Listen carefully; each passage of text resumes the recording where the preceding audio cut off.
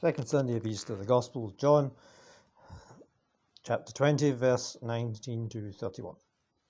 On the evening of that first day of the week, when the doors were locked where the disciples were, for the fear of the Jews, Jesus came and stood in their midst and said to them, "Peace be with you."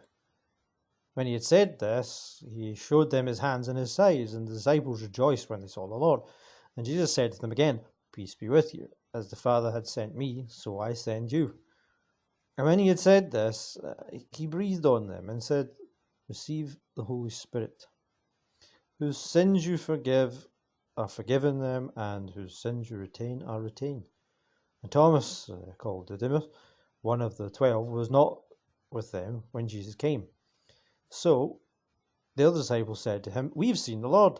But he said to them, "Unless I see the mark of the nails in his hands, put my finger into the nail marks, put my hand to his side, I won't believe." Now a week later, his disciples were again inside, and Thomas was with them. Jesus came, although the doors were locked, and stood in their midst and said, "Peace be with you." Then he said to Thomas, "Put your finger here and see my hands, and bring your hand and put it in my side, and do not be unbelieving, but believe." Jesus answered and said to him, "My Lord and my God." Jesus said to him, "Have you come to believe because you have seen me? Blessed are those who have not seen and have believed." Now, Jesus did many other signs in the presence of his disciples that are not written in this book, but these are written that you may come to believe that Jesus is the Christ, the Son of God, and that through this belief you may have life in his name. Word of the Lord. The use of gospel reflection, and for those who do not know the term doubting Thomas, this came from this very event. And Thomas represents a very human and logical way of thinking. The idea that if you cannot see it or see something, then that something cannot exist. A way to counteract such restrictive thinking is show your sense or show your love, and so each of these in physical form.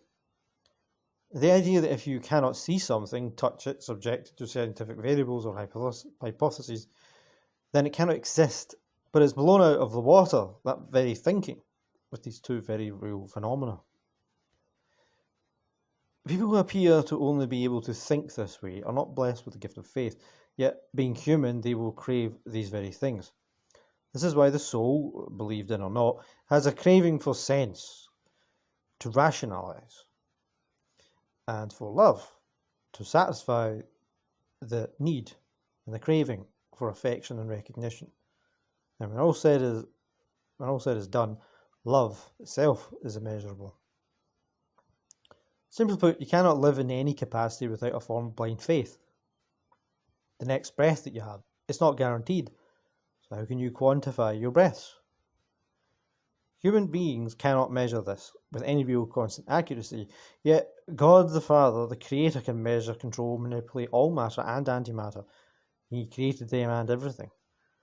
So if God can do these and did so through Jesus, the message is clear. Having faith is not just a big deal. It's actually better to have faith than understanding to serve us and each other.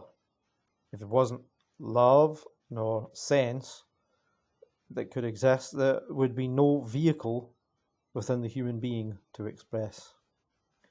The daring question is, do we understand the difference between faith and understanding? And if you cannot quantify faith, then doesn't eternity not have a vehicle?